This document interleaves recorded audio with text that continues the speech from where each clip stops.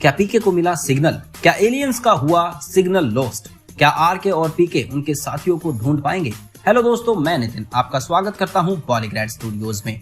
बॉलीवुड की पीके, जिसमें आमिर खान ने एक एलियन और अनुष्का शर्मा ने एक रिपोर्टर का किरदार निभाया था, उसके एंड में सीक्वल का एक हिंट दिया गया था। पीके अगेन में इस बार आमिर खान के साथ रणबीर कपूर भी हमें दिखाई देंगे। जैसे पीके फिल्म में सिर्फ पीके धरती पर आया था, और हो सकता है कि इस बार पीके अकेला नहीं बल्कि अपने कई साथियों को लेकर आए। जैसे कि हम आपको पहले भी पीके अगेन से रिलेटेड एक कहानी सुना रहे थे, जिसमें अभी तक आपने सुना कि जग्गू अपनी जिंदगी से बोर होकर आसमान को देख रही होती है और कुछ सोच रही होती है कि पीके एक बार फिर धरती पर आ जाए।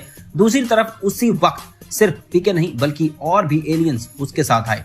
पीके सबको धरती के जरूरी इंस्ट्रक्शंस, जैसे कोई भगवान को नहीं ढूंढेगा और सब लोग अपना रिमोट कंट्रोल छुपा कर रखेंगे, ये बात उन्हें रिसर्च करने के लिए छोड़ देता है। लेकिन आरके यानी रणबीर कपूर पीके का साथ नहीं छोड़ता, क्योंकि उसके हिसाब से इंसान बहुत कॉम्प्लिकेटेड है और बहुत डेंजरस है।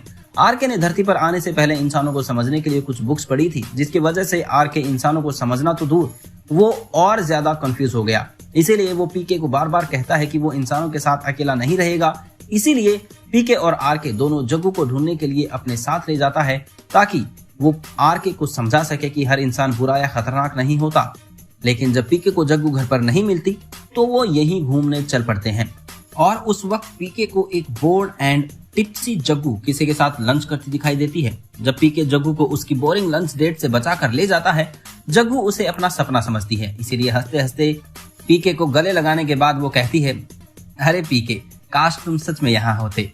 ये सुनकर आरके अलर्ट हो जाता है, क्योंकि उसकी बुक के हिसाब से इंसानों की एक कैटेगरी पागल भी होती है, और जग्गू के चेहरे पर एक सिली स्माइल, बिगड़ा हुआ बैलेंस और उसकी बेतुकी बातें उसी कैटेगरी के लक्षण हैं। लेकिन पीके जग्गू को गिरने से रोकते हुए कहता है, हाँ सच में मैं यहाँ हूँ, देखो। और पीके अपने दोनों कान हिलाकर दिखाता है, और जग्गू अचानक सीरियस होकर कहती है, ओके लेट मी चेक। और जग्गू पीके के गाल पर एक चांटा लगा देती है। उधर आरके उनसे 2 कदम पीछे ले लेता है और अपने दोनों गालों की बचाव के लिए जल्दी से भगवान के स्टिकर्स अपने गालों पर चिपका लेता है। लेकिन जग्गू इन सब से अनजान थप्पड़ लगाने के बाद हंसकर कहती है, देखा, पकड़ा गया ना झूठ। अगर ये सपना नहीं होता तो मुझे चोट लगने का दर्द क्यों नहीं हुआ। और जग्गू अपना पॉइंट प्रूव करने के लिए पीके को 1-2 चांटे और लगा देती है।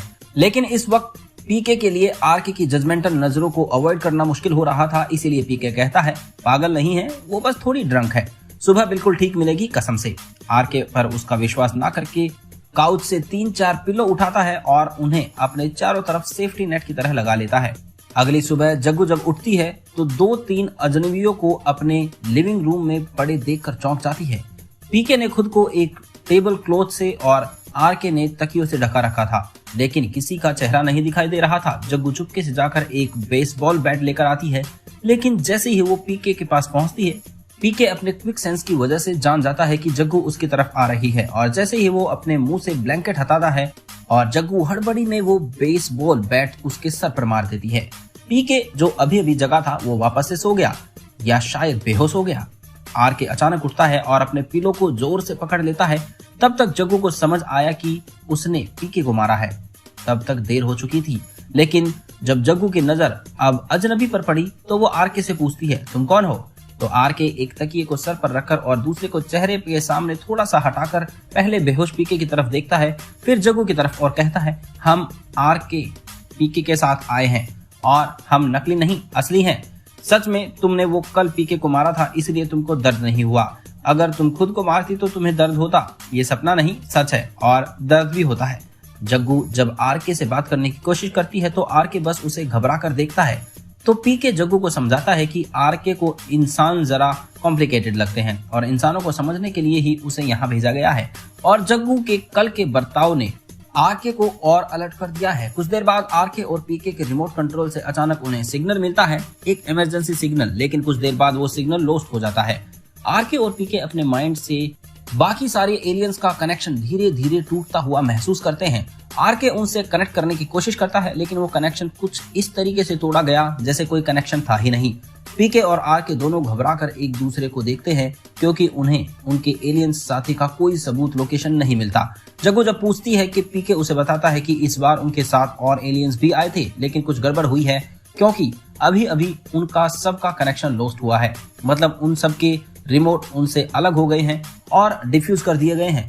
आरके और पीके दोनों भागकर उसी जगह पर जाते हैं जहां वो सारे अलग हुए थे और वहां के आसपास के एरिया में देखा, लेकिन कोई भी नहीं मिला।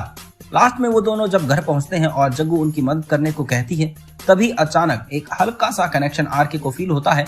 आरके अपनी आंखें बंद करके उस कनेक्शन को ढूंढने की कोशिश करता है, लेकिन कनेक्शन इतना कमजोर होने की वजह से आरके उसमें से किसी से भी बात नहीं कर पाया। लेकिन जो इमरजेंसी सिग्नल उन्हें सबसे मिला था, उससे अंदाजा लगाया जा सकता है कि वो सब लोग किसी ना किसी खतरे में तो हैं। पीके, आरके और जग्गू काफी वक्त तक उन्हें ढूंढते रहते हैं, क्योंकि उनके रिमोट कंट्रोल का काफी गलत यूज भी हो सकता है। और तभी वहां एक लड़की यानी श्रद्धा कपूर, जिसके गले में हेडफोन्स, मुंह में च्युइंगम है, और आरके से टकरा जाती है। आरके कूदकर उससे दूर हो जाता है, लेकिन वो लड़की जानबूझकर उससे लड़ने लगती है और लड़ते लड़ते वो आरके के करीब आती है और उसकी जेब में कुछ डाल जाती है। आरके पहले तो कुछ देर बुत बना खड़ा रहता है, फिर वो अपनी जेब में देखता है कि उसकी जेब में रिमोट का एक टूटा हुआ हिस्सा होता है। आरके पीके को दिखाता है और बताता है कि उसने एक बार बिल्कुल धीमा धीमा कनेक्शन फील भी किया था। जग्गू और पीके उस लड़की को ढूंढते हैं, लेकिन वो अचानक से कहीं गायब हो जाती है। तो क्या लगता है, कौन है वो अनजान लड़की और सारे एलियंस के लापता होने के पीछे किसका हाथ होगा? जानने के लिए देखते रहिए बॉलीग्रैड स्टूडियोज। वीडियो पसंद आई हो तो लाइक शेयर जरूर करें और चैनल को सब्सक्राइब करना ना भूलें। धन्यवाद।